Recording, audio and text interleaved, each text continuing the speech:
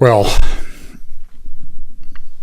apologize for this being up late. It has been quite a week here at our house and at Fellowship Bible Chapel, which I'll explain in just a moment. I talk each week about the convergence of events that seem to indicate that we are living in the end times. Also, that we live in a very disrupted world.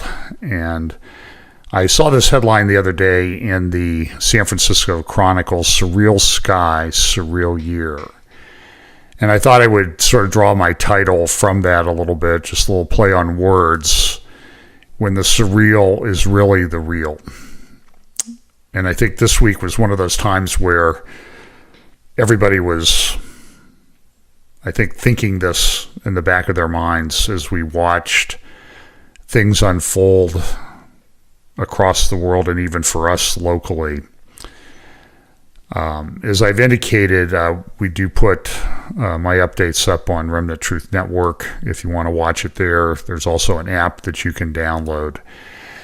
But let me start off first to explain a little bit about what's going on at Fellowship Bible Chapel right now. You might have noticed first hour that Pastor Steve was not there, that Jim Wilson did a teaching.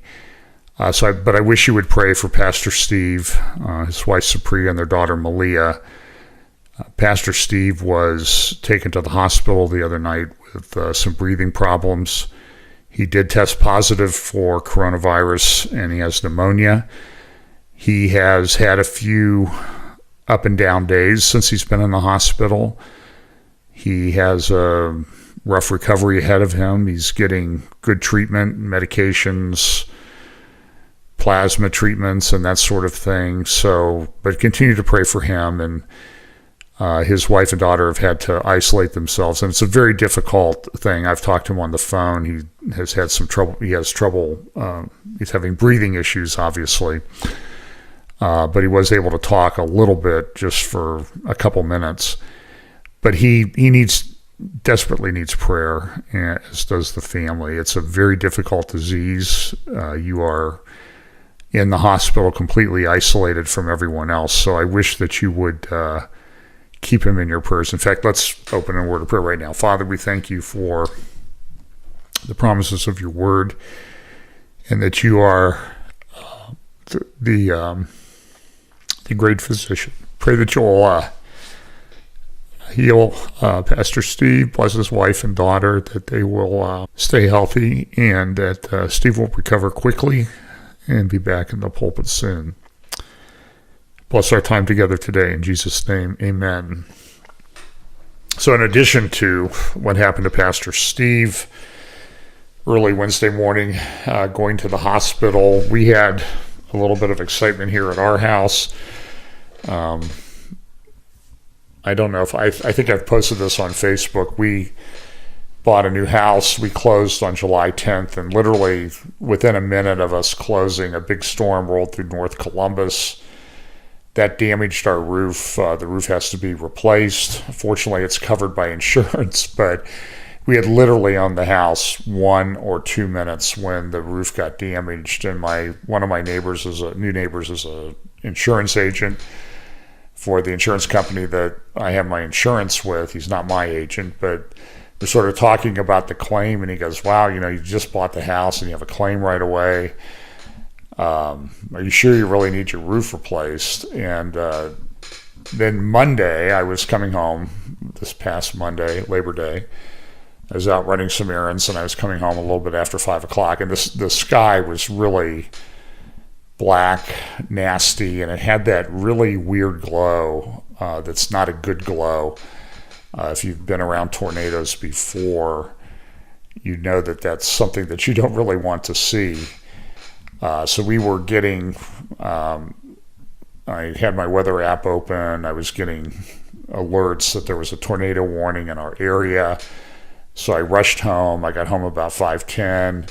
The tornado warning was to expire at 5:30, and the bad part of the storm, the bad cell, was coming right at our house and our neighborhood. So I told Pam we needed to get down in the basement.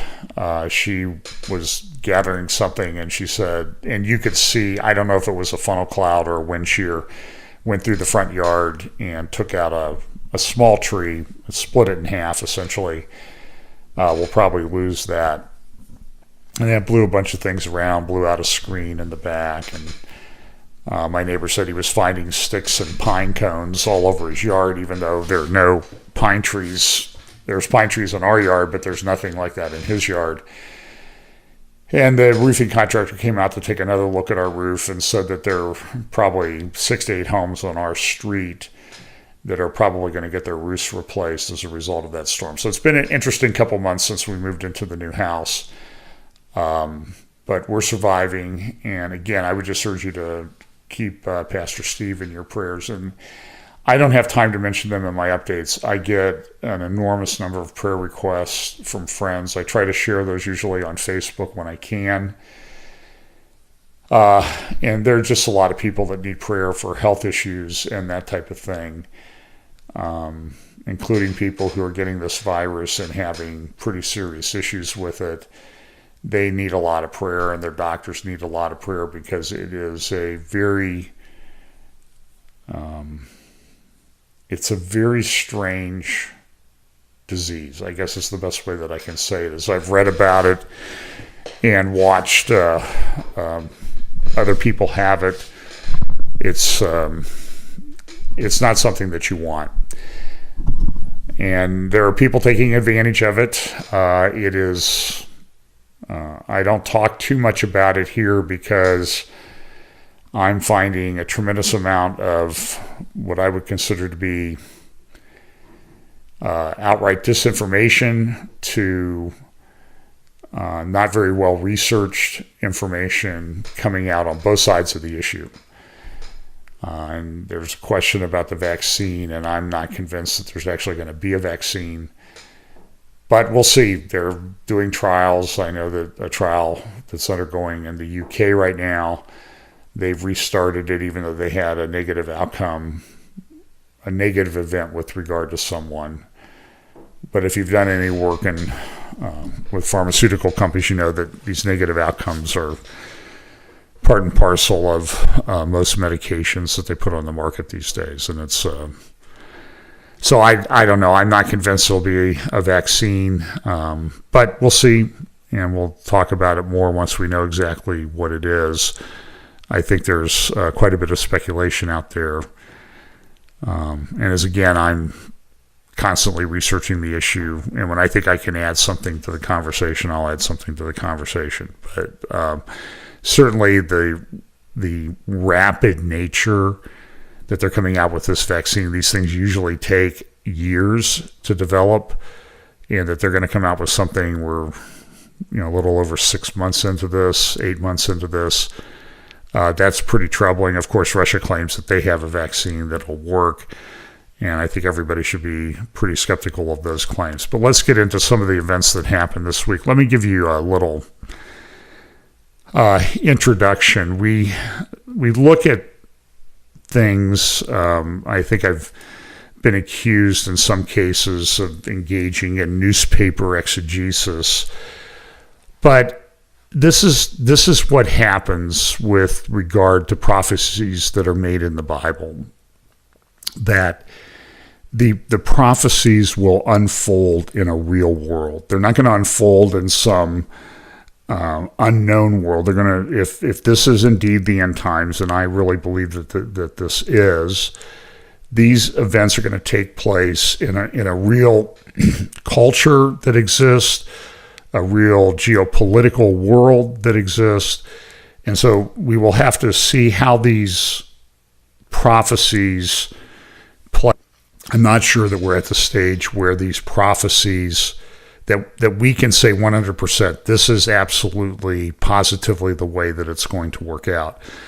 I think we have some very good markers and guidelines, but the exact nature that they will work out is, I think, something that's still to be determined. Again, they will operate within certain parameters, obviously, but the exact nature of which I think it's worthy to discuss and speculate and see how they might work and see how they will work out. But I personally try not to be too dogmatic about exactly how they're going to work out, just because of the way the scripture is worded.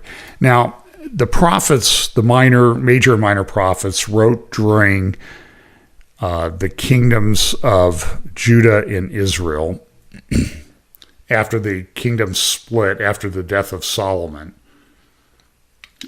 And that occurred about 931 BC. And there were prophets to the northern kingdom.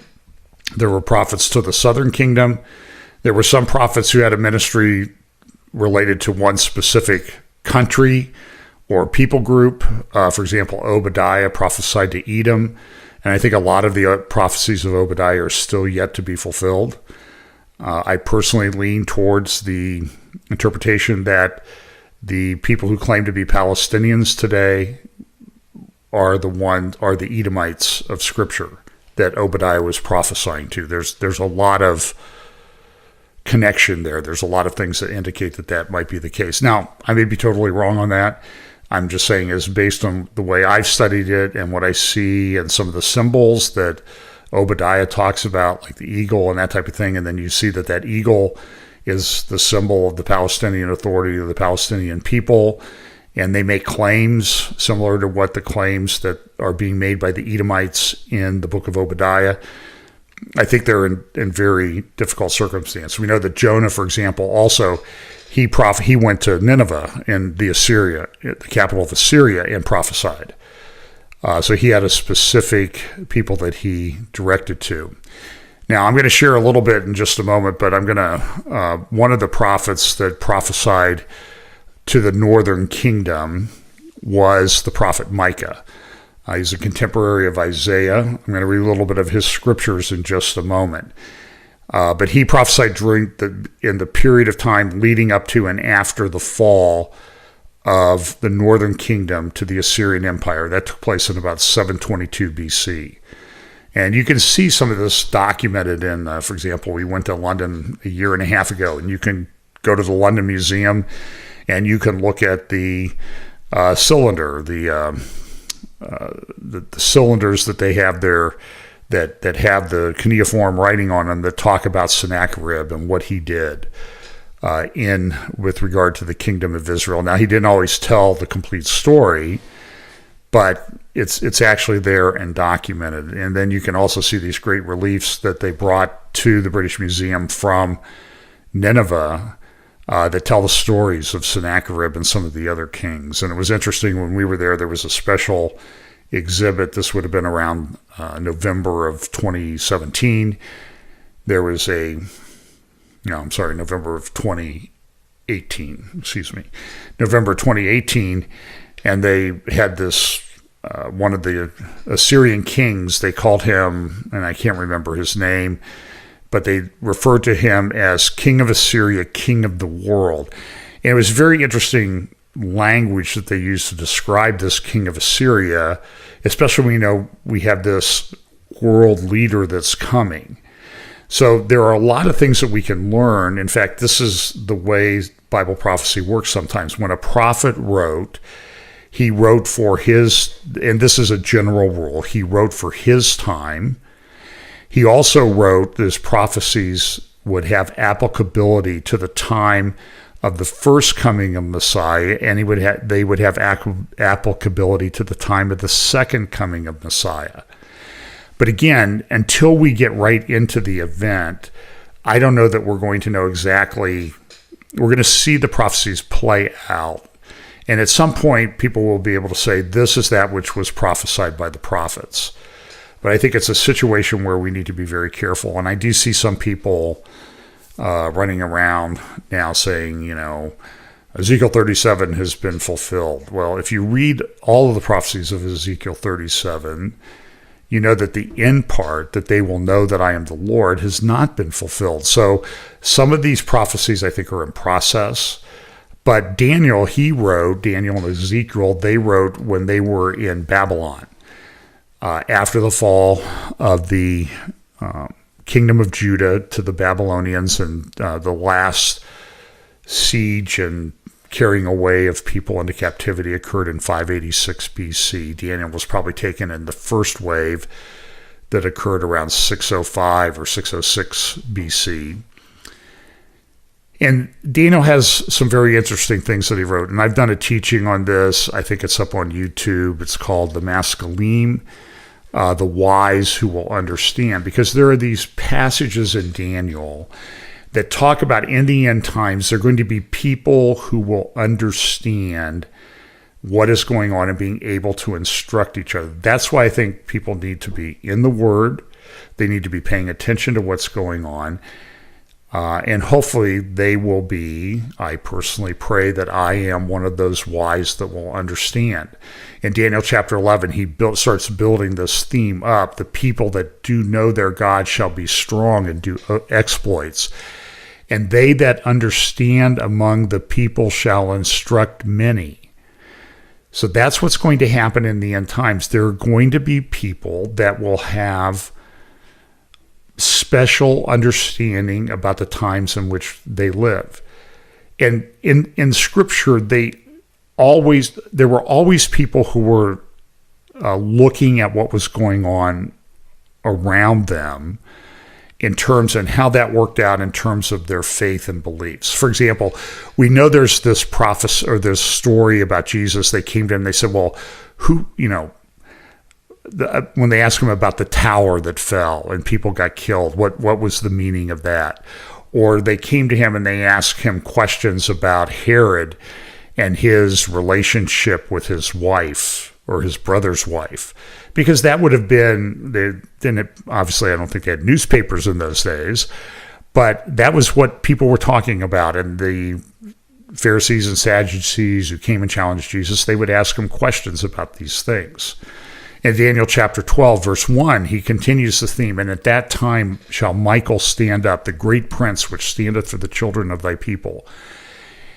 And there shall be a time of trouble such as never was since there was a nation, even to that time. And at that time thy people shall be delivered, every one that shall be found written in the book. Now, I believe this is a description of the beginning of the time of Jacob's trouble. So when we see this passage here about Michael shall stand up, and there shall be, after he stands up, I believe that happens in the midst of this 70th week. I think it happens before the abomination of desolation. But Daniel continues then and says, and they that be wise shall shine as the brightness of the firmament, and they that turn many to righteousness as the stars forever and ever.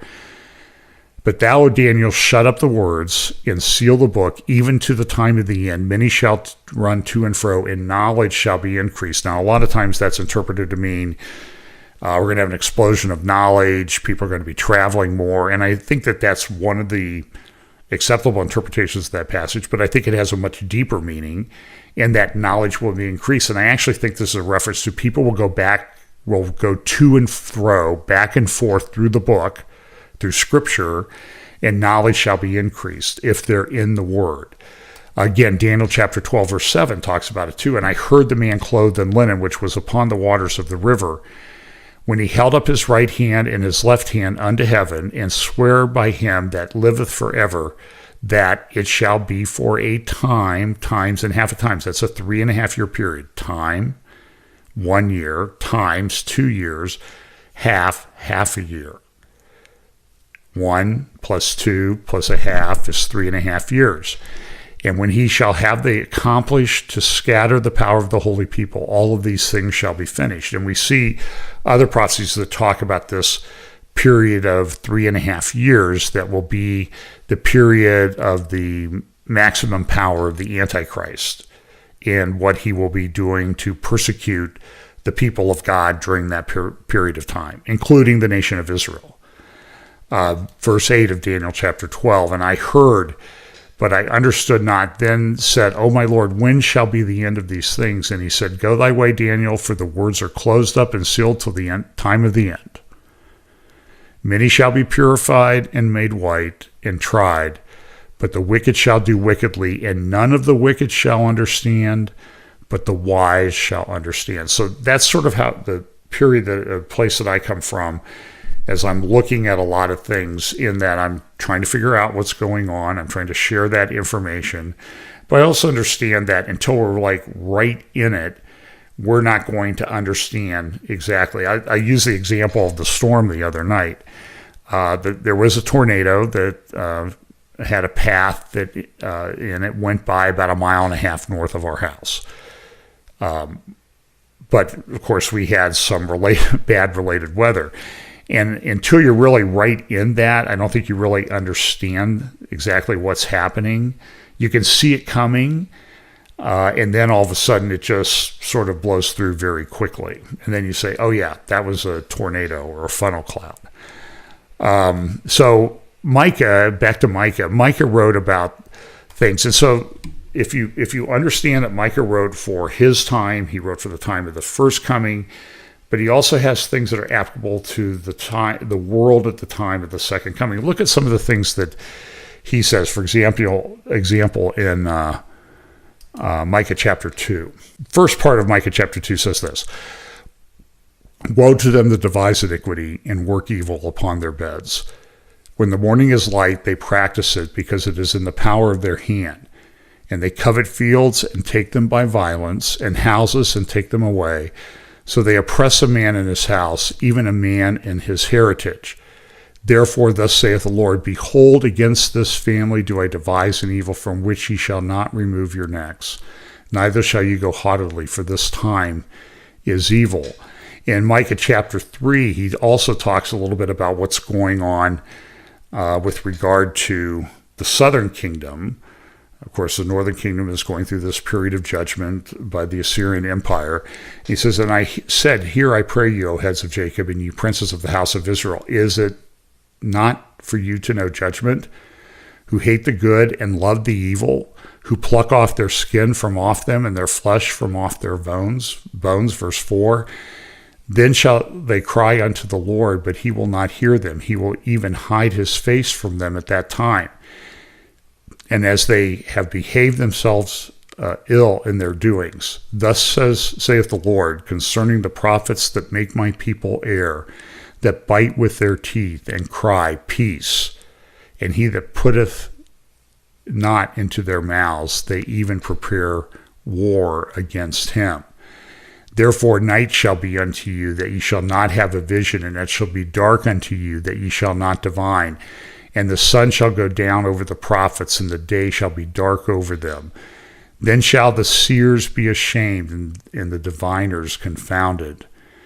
Yea, they shall all cover their lips, for there is no answer of God. But truly I am full of power by the Spirit of the Lord, and of judgment and of might, to declare unto Jacob his transgression, and to Israel his sin. Hear this, I pray you, you heads of the house of Jacob, and princes of the house of Israel, that abhor judgment and pervert all equity. They build up Zion with blood, and Jerusalem with iniquity. The heads thereof judge for reward, and the priests thereof teach for hire, and the prophets thereof divine for money. Does that sound like anything that's going on in the world today and in the church today? Yet they will lean upon the Lord and say, Is not the Lord among us? None evil can come upon us. In other words, they think they're okay, but they're not. So these prophets have a lot of applicability to our time. In Corinthians, Paul says that everything that happened to Israel happened as examples for us, so that we wouldn't make the same mistakes that they make. And it appears when you look around the church today, you see a lot of people claiming to be part of the church, making the same errors that were made, that the prophets addressed before the fall of Israel and the kingdom of Israel, and before the fall of Judah. So just keep these in mind. And as we go through these things, we will look at things that are going on. And I clearly think, I just think we're seeing things that are of a completely different character than we have seen before. There's always been false teaching. There's always been apostasy. There's always been falling away from the faith. But it just seems to be to me that this is at a much greater level than it was before. So let's look at a few things that are going on. I'm going to look at a few cultural things, some things going on in the physical world, and then we'll take a look at some of the things going on in the Middle East and wrap this up. And this one may, I don't know, this one may be a little bit shorter than usual just because it was a rough week to prepare with everything that was going on around here. So here's this Netflix video that was released this week called Cuties. This is an article from the New Yorker. Now you can tell their orientation. This is an article about exploited young girls, mainly in France, from immigrant communities, and how they're exploited sexually and otherwise. I have not watched the video. I have seen a few still images from the video, and the way that these young girls are sexualized is rather shocking. And no decent human being should countenance the way these young girls, little girls, are portrayed. Now, what the New Yorker does is they take this and they say, "Cuties, the extraordinary Netflix debut that became the target of a right-wing campaign." Now, what this writer of this article says is, well, look, they were trying to speak against the exploitation of these young girls, mainly girls. I think the focus is on girls in the video. This is what I've read. As I said, I've not seen it. I have no intention of seeing it. All the pictures I've seen are young girls. Well, so he says, well, see, they're doing good with this, but the question is, do they need to continue to sexually exploit the young girls and put them up in this inappropriate manner to say, hey, this is not something that we should do? So it seems to me that it's the wrong way to approach it at a minimum, and it really is. It's really troubling, though, that Netflix did this. Now, there's a lot of people that are against this. A lot of people canceling their Netflix accounts because of this. But to a lot of people in the world, this is just, well, you know, he was trying to do something good with the film, so let's just let it go. But my problem is it kind of continues and exacerbates the exploitation. When we talk about evil leaders and people doing things for bribes and that type of thing, like Michael was talking about, this report came out, and as an attorney, a trial lawyer who's run up against some of the people on the Mueller team in my career, and not in it wasn't a warm, fuzzy relationship. Let's just put it that way.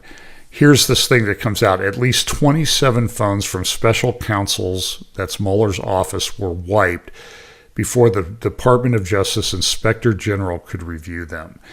Now, I will tell you that in today's litigation environment, this is an egregious offense, that somebody destroys electronic evidence. There are seminars that I've done seminars about how you have to preserve electronic evidence when you're involved in a matter like this, particularly when you're involved as a government prosecutor, a government investigator. And that 27 phones from the Mueller team have been wiped is just absolutely shocking. It is criminal. But now, will anything be done with it?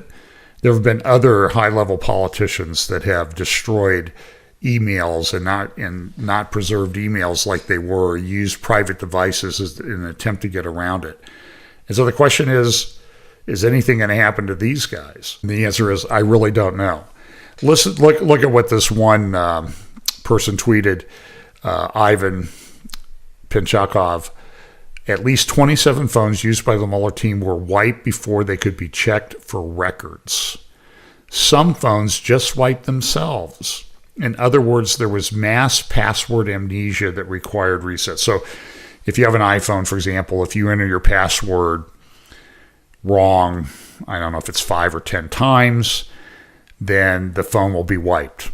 So amazingly, these bright, intelligent lawyers that had graduated into the top of their law school classes that will go on to these very high-paying jobs at major firms in Washington, D.C. and New York and other big cities, they can't remember the password to their to their iPhone. This does not seem to be probable, especially since the password may be, as some people use, password or ABCD or something like that. One of the people that did this, Andrew Weissman, a top prosecutor on Mueller's team, accidentally wiped his cell phone, causing the data to be lost. Other members of the team also accidentally wiped their phones, the DOJ said.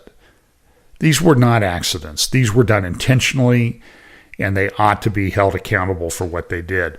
On one prosecutor's phone, the report about what happened said it, quote, wiped itself without intervention from the prosecutor, the investigator. Well, that's kind of almost the miraculous. So, but this is the state of leadership. This is sort of a microcosm, a small example of what really goes on a much bigger scale, I feel. We have a lot of corrupt people involved in our government. We get the leaders we deserve. And unfortunately, we're getting ones that are worse and worse. Now, this is a video of an incident that took place in Compton, California overnight. You can see, I'll play here, a young guy walks up to a sheriff's deputy car and shoots the two deputies. They are in critical condition. They're being treated, and there are many, you can go out and you can,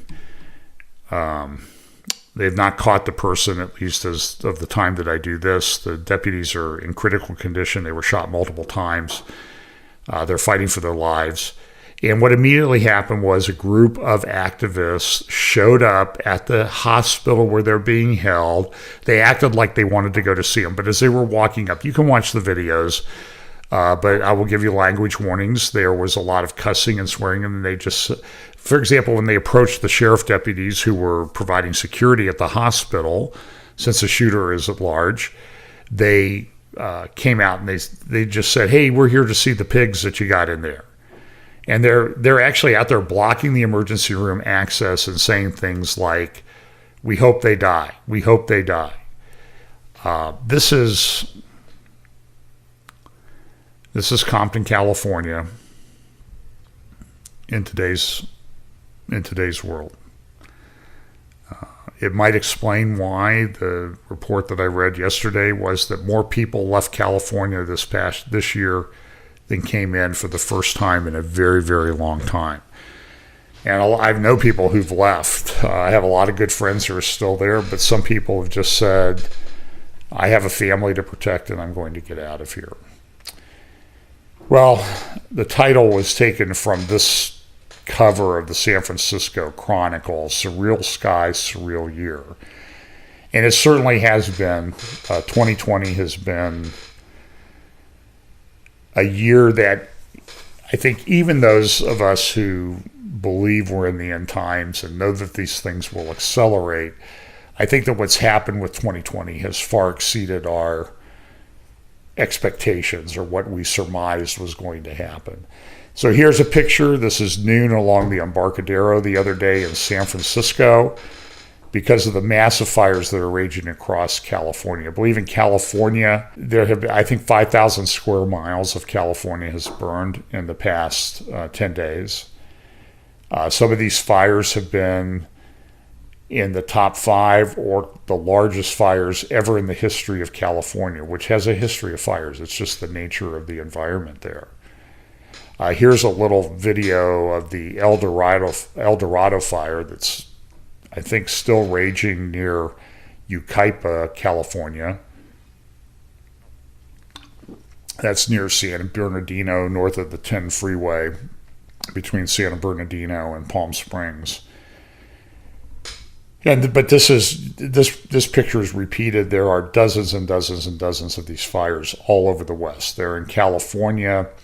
There's some in Colorado. I was reading about one in Colorado, which early in the week, Colorado was had temperatures of around 92 to 100, and then it snowed the next day.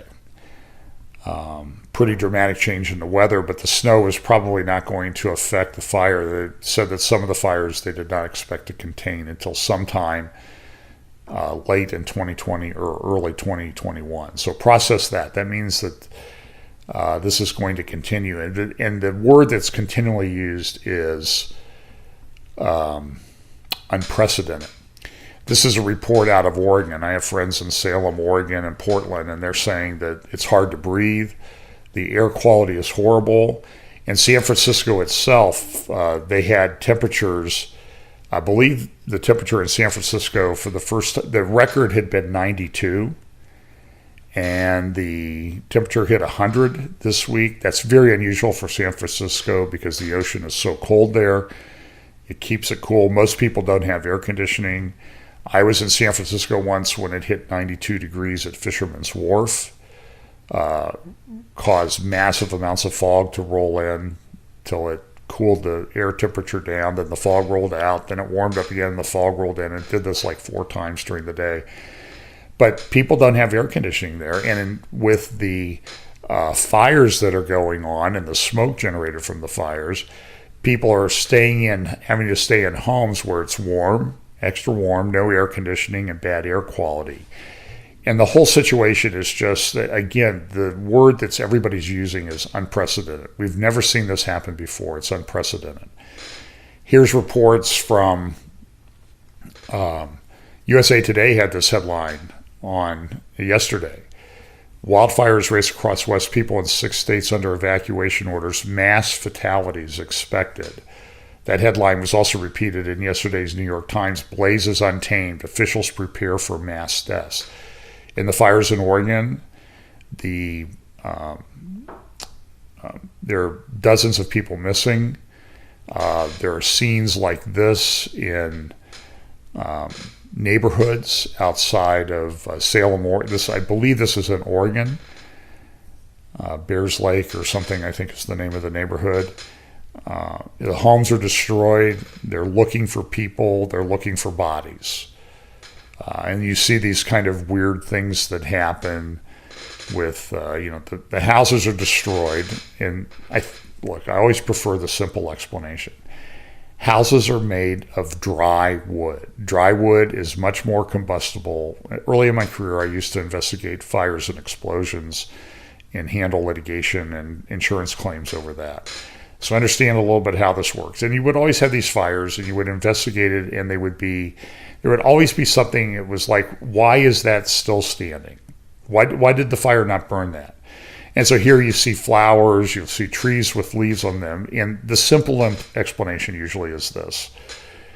Dry wood burns, wet wood doesn't. So I think most people know that when you go to start a fire in your backyard, you don't use wet wood, you use dry wood. Well, wood in homes has been dried out sometimes for 20, 30, 40, 50, 60, 100 years. It's very, very dry. And so the trees, though, with green leaves, are full of water, and they're much less likely to burn. That's why you see sometimes vegetation surviving these things. And these weather events are always hard to understand. I remember I saw a funnel cloud skipping up Lakeshore Drive in Chicago once. We actually got under an underpass to avoid the funnel cloud. And then we drove down Lakeshore Drive, and there was these giant oak trees had been ripped out of the ground and laid on their sides by the funnel clouds, but the vast majority of the leaves were still on the tree. It was something that was inexplicable. It's just the way it happens sometimes. So these fires were unprecedented. This is what the Washington Post reported this morning in an article, that the smoke plumes that they're seeing are unlike anything that's ever seen. The other thing I noticed during looking at the news this week is it seems that fire this week was sort of the overarching theme. For example, on the island of Lesbos in Greece, the largest migrant camp of the immigrants that came from mainly Syria and other parts of the Middle East, burned this week. And now those people are homeless. They don't know how they're going to get them housed in the short term. And this is during a coronavirus, spreading of the coronavirus in the close quarters there. It's already a problem. So this is just, again, these things we see, it just seems like this week it was just like as soon as you would start to wrap your head around one event, here comes another event. And I think this is the way it's going to be until the Lord returns. that I don't think it's going to calm down at this point. I'm looking at things that I'm reading about the upcoming elections in the United States. The next 50 days leading up to the election and the 50 days after the election are going to be a pretty rough time here in the United States. I expect riots. I expect questionable election results. I don't think people are going to accept them, and I just think we're going to have major problems. So we have major problems in the U.S. We have them in the physical world, and things are going to continue to happen that way. We're going to have them in the in the political world, and then we're going to have them in geopolitics. So let's take a look at the Middle East. I've got a couple things to look at here that I think are important.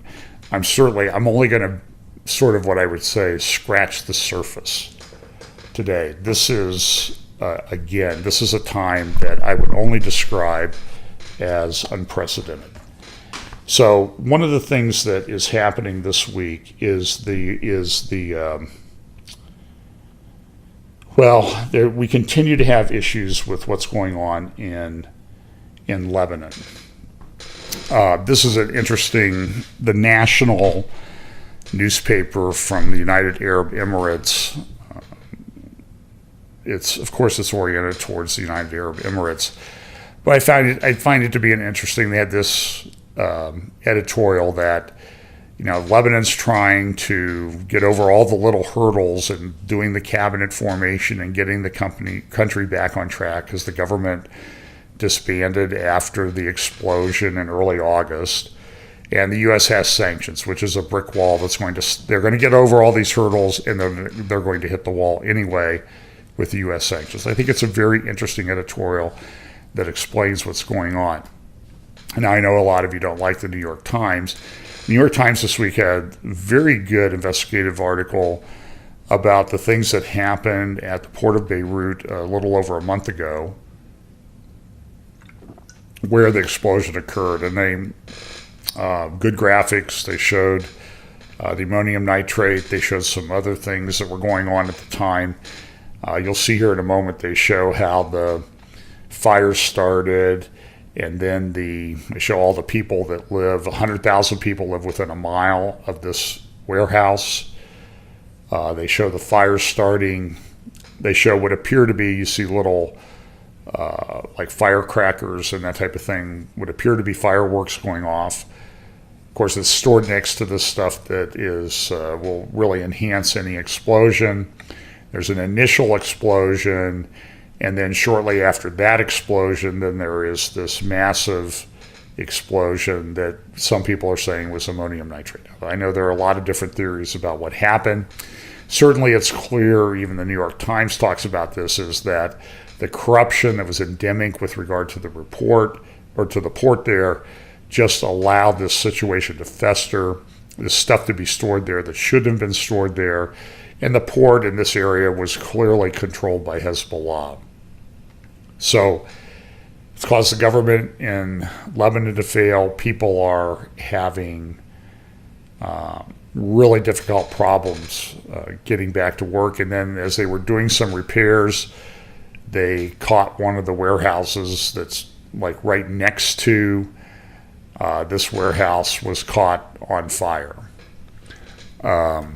Very, very bad situation there in Lebanon. And here's the New York Times article on the explosion and their analysis of it. I thought it was pretty well done.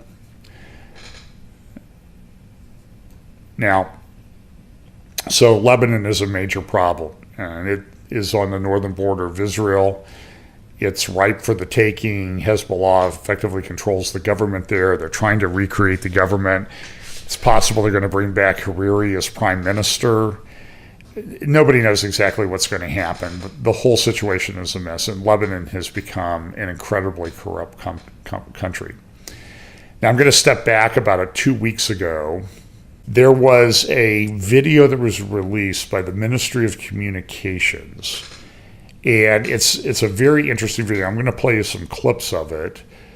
This article at Orthodox Times talks about the fact that it describes it. Now, of course, Orthodox Times is related to Greek Orthodox Church that would have been in charge of the Hagia Sophia. It originally had the Hagia Sophia that was converted to a mosque about almost 100 years ago. Converted to a museum about 100 years ago, and which had been a mosque before that for probably over 400 years. When the Ottomans took control of Istanbul, Hagia Sophia Church was converted into a mosque. Ataturk in the 1920s converted to a museum. Erdogan, the president of Turkey, has now converted it back to a mosque. And we've played all the videos and things of that, and him going there and reciting the Quran. But this event in the historical rise of the Ottoman Empire, coupled with Erdogan's desire to be the new sultan of a revived Ottoman Empire, is being used constantly in the Turkish media. It's used in Erdogan's speeches, and it's used by this. This was as the Orthodox Times described it, a new propaganda video has been released by the Turkish government, which demonstrates the neo-Ottoman desires of President Erdogan, who imagines himself a caliph. And in the video, it's very interesting. So here's another blurb. This is from one of Erdogan's social media accounts talking about it. What he says here, essentially, he says, "By Allah's leave, we will never turn from the path of service to the country and the nation." And if you watch Turkey, and I do watch Turkey, have been for years, one of the things you know is that when things are going bad for Erdogan, the propaganda really flows. And are things going bad for Erdogan in Turkey? This report in yesterday's, or this week's, one of the papers this week, the National from the United Arab Emirates, Turkey's rating cut by Moody's as risk increase, and the bonds that Turkey uses to raise money to do their projects, and Erdogan's done some massive projects, dams, infrastructure, bridge over the Bosporus.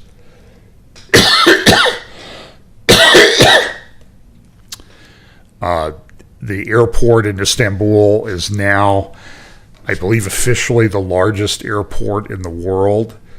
He wants to use it as a major transit point between Europe and the West and Asia, because they're kind of right there in the middle, they're right there in that bridge between Asia and Europe. So they cost a lot of money, but their bonds have been downgraded to where they're five grades below investment grade. So this is going to increase the cost of borrowing and that type of thing. So the director of communication tweeted out this video that celebrated one of the early Ottoman rulers who was taking over the country. And I want you to see as you go through this, if you translate this, this is what he said. "For us, the red apple is a great and powerful Turkey. It is the blessed march of our nation, which has written legends from Manzikert to July 15th. Now, 2016, July 15th, 2016 was when they tried. There was a attempted coup of Erdogan, and a lot of people think he staged it. But nevertheless, there was an attempted coup. There were a lot of people killed. And since then, Erdogan has completely gutted the military. He's gutted all sorts of institutions and put his people in place. Now, this has caused Turkey some problems because the well-trained, capable military leaders have been put in prison and purged. So that's why you see sort of a close relationship between Erdogan and Putin, because Erdogan needs some of the firepower that Putin has to help to himself stay in power. But Erdogan's a master at playing things off against another. And I'm not saying that Erdogan is the Antichrist or anything like that, but I'm saying he is definitely an Antichrist with the way he operates. And so when he needs help, he does all of these things. And so listen to this. So this is what the director of the Ministry of Communications says. For us, the red apple is a great and powerful turkey. It is the blessed march of our nation, which has written legends from Manzikert to July 15. The red apple is the great sycamore tree in the shade of which many oppressed peoples cool themselves. It is what all people from Gibraltar to the Hejaz, from the Balkans to Asia, await wishfully. In other words, everybody would like to be under the boughs of the great cooling of the red apple. And Erdogan is the one who's going to lead us to the restoration of the Turkish Empire. And so they released this video. Now, in his tweet, he mentions Hejaz. Hejaz is the area in Saudi Arabia of Mecca and Medina. And Erdogan is an Islamist. He is a Muslim Brotherhood guy. And he would love to be the guy to take back for the Turkish Ottoman Empire, a revived empire, the holy places of Mecca and Medina. And you'll see what he does in this video. So here's this video. And I want you to just watch the symbol. They have the old people, but then they will see how they kind of mix in the old people that are conquering Turkey, the Ottomans, to the modern Turkish army. And then you'll see them that they sort of bring this stuff in. They bring Erdogan into this. So they have these, so some of the lyrics of this thing are, the goal of the red apple will be reached only with the lives lost on the way. The promised divine light and truth will certainly dominate forever. These are the lyrics that are in the song, that I'm not playing the Turkish music. Only with the conquest of the red apple will the world find tranquility and peace. We are coming, a glorious red flag, that's the Turkish flag, the love of every corner and township of the homeland. May the sounds of Allah Akbar rise to the ninth heaven. Shielding is the Turks' military life, the honor and dignity of our heroic land. May the sound of Allah Akbar rise to the ninth heaven. Allah, Allah, we will not turn back. Strikes of the tyrant wails, that may the seven worlds hear our sound of freedom. My glorious Turkey, we are connected at the heart to the red flag and the dear homeland. Those crazy Turks, for the sake of the crescent, will give their heads anywhere in the world. Come, my Turkey, for the love of Allah, put another stamp on history, O great nation. On behalf of the homeland, you've come to inspire again. And so you see this, they have this imagery of the great Ottoman conqueror, then they turn it to the modern Turkey military. Then they go back to the ancient. You see this ancient holding the missile. The children are on board. This is a clear propaganda video. Then they have the Turkish soldiers. Then they have the ancient conqueror. Then they have the aircraft. And all the time there's this music playing in the background about, how great the revival of Turkey will be when it controls the nations like it's destined to do. This is what Erdogan believes. This is what he pushes for. Now here you see the Ottoman conqueror entering Hagia Sophia when Hagia Sophia was taken back. And you see this Islamic Ottoman ruler taking over this great temple. And again, the military scenes. Pretty slick video, and the way they sort of integrate, it's clear propaganda as to what they're trying to do. And then you'll see even just a little bit more. Now they tie in Erdogan and what he's doing now to take over the gas in the Eastern Mediterranean. And then you'll see this one. This one's probably even more overt. This is the welcoming of the great leader at Hagia Sophia. When he conquered it and turned it into a mosque. And now they intersperse, here comes Erdogan. He's doing the same thing. He has restored Islamic control over the great structure there, Hagia Sophia. And you see the complete connection. And then you hear again. And then this is sort of like the ultimate thing that they want. This is what Erdogan really wants. This is, of course, he's already said he wants the main Islamic holy sites in Mecca and Medina, and he wants the Temple Mount in Jerusalem. And he's pushing for this.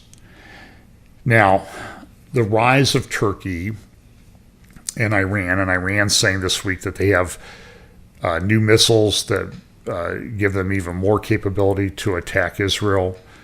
There's also reports that they're much closer to developing a nuclear weapon. If they don't have one already, that they're shortening the time in which they can develop a nuclear weapon despite sanctions and all of this sort of thing.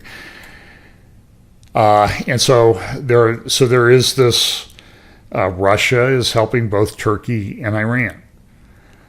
This week, the Arab League came out and they rebuked Turkey and Iran. They said, what you are doing is just not good. And so it's because the Persian Gulf Arab states and Egypt and Jordan are concerned about what will happen if Turkey and Iran come. And you see there is even, I saw a newspaper article this week about the cooperation that's going on now between Turkey and Iran. Now, everybody would say, well, they're Sunni and Shia. They would never get along. Well, that's not true. They will work together to defeat their common enemy, and then they'll deal with each other. But you see this uniting of Turkey and Iran. And in response to that now, the Gulf states are entering into agreements with Israel. So we saw a couple weeks ago, United Arab Emirates into agreement. They're going to have a signing ceremony. I think it's still scheduled for this week at the White House. And now Bahrain is going to join in. Bahrain has also agreed. And that's kind of a significant thing. So here's Israel Hayom's newspaper, I think this is this morning or Friday, praising the great agreement between Israel and Bahrain that's been brokered by Donald Trump and Jared Kushner. The Palestinians are upset. They've condemned the Bahrainian deal. They have withdrawn their envoy. The Arab League met in the last couple of days, and the Palestinian foreign minister, essentially he said, listen, you have shot us in the heart. You have shot us in the heart. You cannot believe this. And so what's happening is the Palestinians are being very marginalized by everything that's going on. It is kind of I guess I would call it a rather significant development. Now, Caroline Glick picks up a little bit on this theme. We're going to just look at two articles, and then I'm going to be pretty much done. But she has an article in Israel Hayom. It's called The UAE and the Democratic Care Partnership, nestled between Al-Qaeda and ISIS, the Council on American and Islamic Relations, or CARE, a group with deep ties to the Democratic Party. And it's pretty clear. I would highly recommend, you can go to Israel Hayom, you can go to CarolineGlick.com and find this article. She references Andy McCartney, who tried the Blind Sheik for the first attack on the World Trade Center back during the Clinton administration. And it's clear that there are very significant ties between CARE, the Muslim Brotherhood, and people in the Democratic Party. And in fact, we're electing some of these people, like Ilhan Omar, Rashida Tlaib from Detroit. We're electing these Muslim radicals they're being elected to Democratic seats in Congress. So Caroline says this,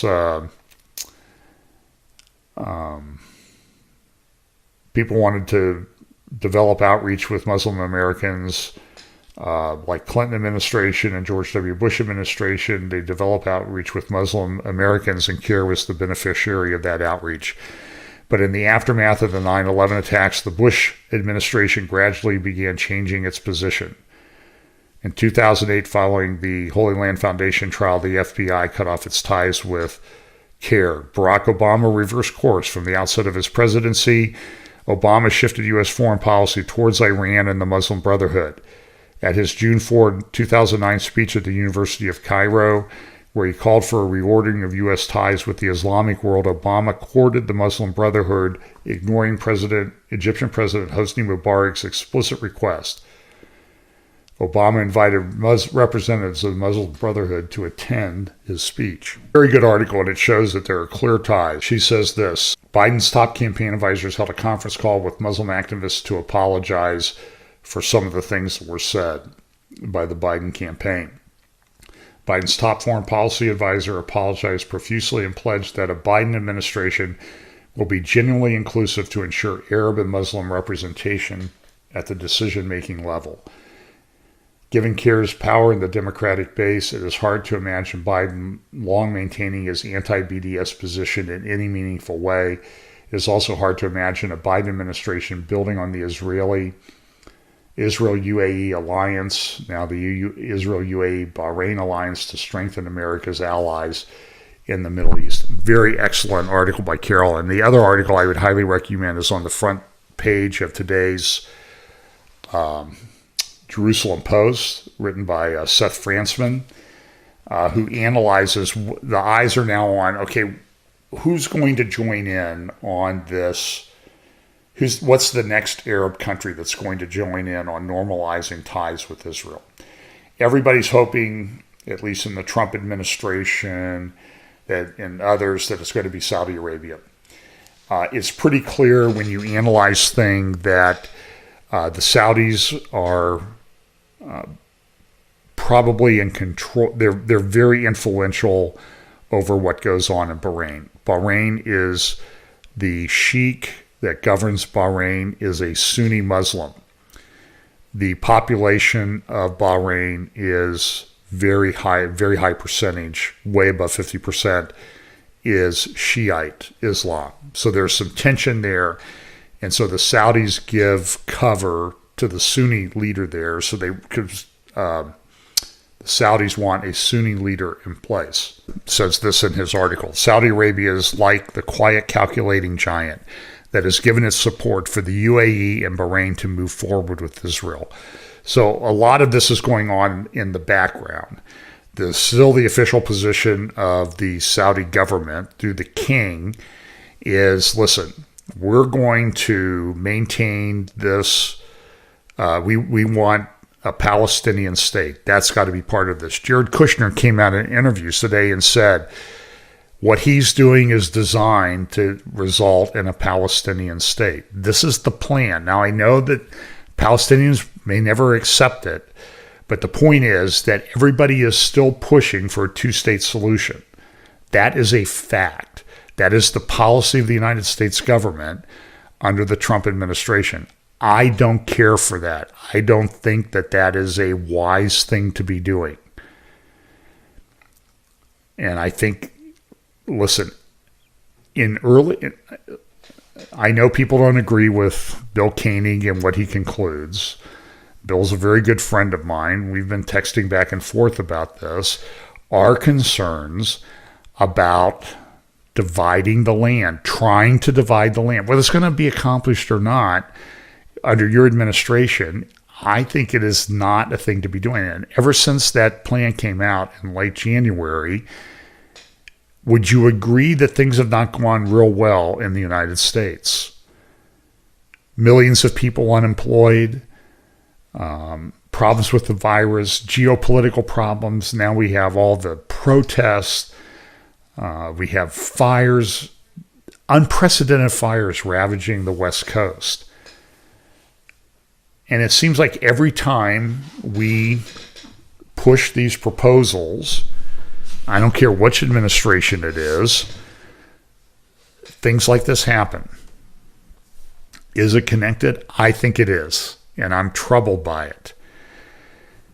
So Seth has a very good article, and then he talks about how the Gulf Coast countries, what they want is a bulwark against Iran. And now Turkey. Turkey's causing the same problem. Even one of the Iraqi politicians came out this week and said it's time for Iraq to normalize relations. Saudi Arabia is now allowing flights. I just saw a tweet this morning that Morocco may have start allowing overflights by Israeli aircraft. These things are unprecedented. They have not happened before. And while they're good and they do have this building up of economic benefits to Israel, I'm concerned where they end up ultimately. And I will go back, I cited Psalm 83 last week, that there's a crafty alliance that comes up against Israel. And I think what Psalm 83 describes is a perpetual condition. So I'm not very trusting of what's going on. Saudi Arabia is very much wanting to have this done. You have Qatar, which is a big supporter of the Muslim Brotherhood, always wanted. Qatar is I think a population of 700,000 or 800,000 people. I think everybody in Qatar, because of the oil and gas wealth, gets at least $1 million US a year into their account. They hire people. They are very tied to the Muslim Brotherhood. They're very tied to Hamas in funding Hamas. When Israel wants to calm Hamas down, they usually work through Qatar. Qatar has a massive gas field that it shares with Iran in the Persian Gulf. While we can all want peace, we have to understand that there are consequences to this as to how this is going to play out. And I'm concerned about how it plays out in the long term from a Bible prophecy standpoint. Sure, in the short term, it's going to be questioned. So now the question is, when are the Saudis going to come on board? Here's what Seth says. The question for Riyadh is when it thinks normalization could come. Could it come before the U.S. election and gamble on Trump succeeding, or does it prefer to wait and see? Another issue it must weigh, Saudi Arabia must weigh, is whether it wants to be seen as going back on its word about needing to see progress on Israel-Palestinian peace processes. Reports in the region suggest that while the U.S. has pushed for Saudi normalization, the kingdom must weigh its key personal relationship with the Trump administration against its long-term image, interests, and pragmatism. And then Seth says this, that's not to say that an October surprise might not be in the making, since the last 2 months have seen 2 key peace deals. With a lockdown looming in Israel and the government not appearing, they're going to be locked down over the high holy days, at least that long, because of the virus spreading. The government not appearing to want to make concessions to a Palestinian leadership that is divided, aging, and won't even speak with Israel or the White House. It's unclear how this state of Israel, its Jewish and democratic character around which the country can agree despite differences on a myriad of other issues. So this is a problem that Israel has. I highly recommend that you rent that. I might remind you that back in April, I think it was April 28th of 2019, I did an update, and I talked then, came out of oilprice.com. Now remember, this is long before we had this coronavirus thing. It was long before we had these normalization deals. And it talked about the fact that a new Middle East mega war is unfolding right before our eyes. And it talked about what the Trump administration was trying to do was to try to create, and you see them still trying to do this. They started this back early in the administration. It was reported in oilprice.com in April of 2019, is to create an Arab, I think the term they used was Arab NATO. In fact, that I think there was a place in here in the articles that I cited was that that was one of the things that the Trump administration was trying to do. And this was in light of what was going on with the big meetings that were taking place between Russia, Iran, and Turkey about what to do with Syria. So listen, this is, well, here's what it said. in the article. Iran is leading a new bloc with Turkey and Qatar intent on remaking the greater Middle East. The Iranian leadership recognizes that this drive might lead to regional war and is actively preparing for such an eventuality. Hence, the overall dynamic affects all the countries of the region and all the great powers with interest there. A new bottom-up, decentralized reality is emerging on its own, and the main powers involved in the region are determined to exploit the dynamic in order to better control the post-crisis greater Middle East. At the core of the anticipated escalation and possible war is the race between Iran and Turkey for preeminence in the area of Lebanon, Syria, Jordan, Iraq, as well as the dismemberment and collapse of Saudi Arabia and the Gulf states. It is logical to assume that a clash with Israel would inevitably ensue, for Israel is expected to strenuously resist the collapse of the regional order, which would be to its detriment.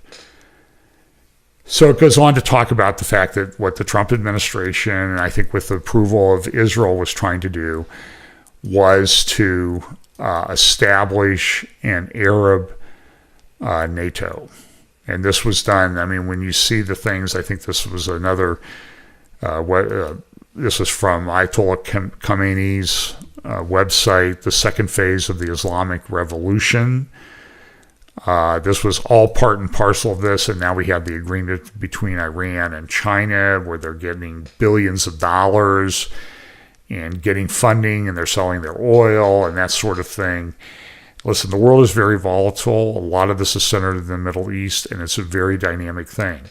We know how this will all eventually end up. We don't know exactly the steps that are going to take place until that happens, but we see the alliance between Turkey, Iran, and Russia. We see the counterweight to that. This, at least what the Trump administration is trying to do, is to create this Arab NATO. Look, this has been in place. This is what I was talking about back in April of 2019. It's very interesting. So listen, the world is very volatile. As I said at the beginning, I heard a lot of people this week say it is surreal. And I would say that it may seem surreal, but it's really the real thing that is going on. And this is the world that we live in. I think it's lining up very well with Bible prophecy. So we'll talk more about that this week. Again, I would ask that you continue to pray for Pastor Steve and his recovery and his family as they're dealing with some pretty serious issues. As I said, he was doing much better this morning. I think it's, as most of you know who've had to recover from things, the evenings are a little bit rougher than the mornings. So he was up this morning. So it's going to be that way for a little while, but pray that God will heal him completely and he'll be back in the pulpit. Let's pray. Father, thank you so much for your word. We pray that you will bless us this week. Give us opportunities to share the gospel. Pray for Pastor Steve, that you will heal him quickly, completely, and restore him to the great teaching and preaching that he does. Watch over us this week. In Jesus' name, amen.